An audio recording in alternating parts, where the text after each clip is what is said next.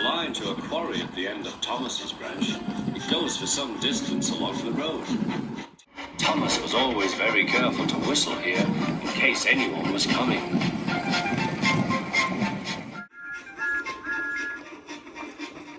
Early one morning, a large policeman was sitting close to the line.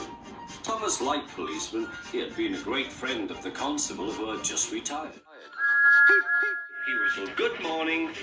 Thomas expected that the new constable would be friendly too, but was sorry to see that he didn't look friendly at all.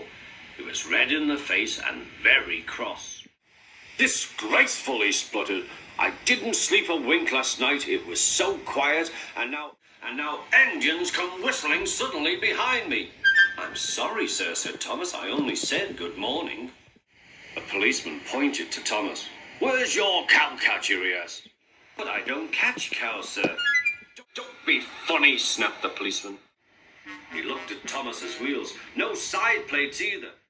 And he wrote in his notebook, engines going on public road must have their wheels covered and a cowcatcher in front to protect people and animals from being dragged under the wheels if they stray onto the line. You haven't, so you are dangerous. Rubbish, said Thomas's driver. We've been along here hundreds of times and never had an accident. That makes it worse, the policeman answered. He wrote regular lawbreaker in his book. Thomas puffed sadly away.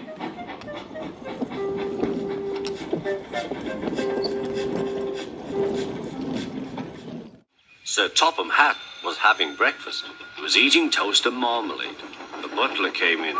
Excuse me, sir, you are wanted on the telephone. Bother that telephone, said Sir Topham Hatt. I'm sorry, my dear, he said to his wife. Thomas is in trouble with the police, and I must go at once. At the station, Thomas's driver told Sir Topham Hatt what had happened. Dangerous to the public, indeed. We'll see about that. Sir Topham Hatt spoke to the policeman. But however much he argued with him, it was no good. The law is the law, he said, and we can't change it. Sir Topham Hatt felt exhausted. I'm sorry, driver, he said. It's no use arguing with policemen. We will have to make those cowcatcher things for Thomas, I suppose. Everyone will laugh, sir, said Thomas. They'll say I look like a tramp. Sir Topham Hatt stared. Then he laughed. Well done, Thomas. Why didn't I think of it before? We want a tram engine. When I was on my holiday, I met a nice little engine called Toby. He takes freight cars from the farms, but the trucks are taking over most of his work and he needs a change. He has cowcatchers and side plates. I'll write to his superintendent at once.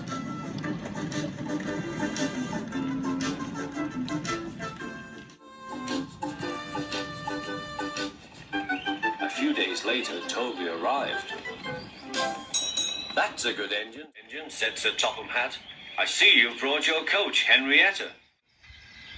You don't mind, do you, sir? Asked Toby. The station master wanted to use her as a hen house, and that would never do. No, indeed, said Sir Topham Hatt. We couldn't allow that.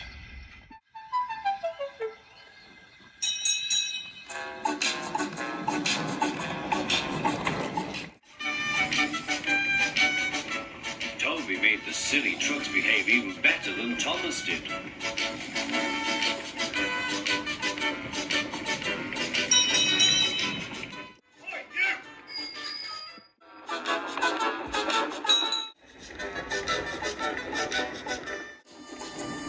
At first, Thomas was jealous, but he was so pleased when Toby rang his bell and frightened the policeman. They've been firm friends ever since.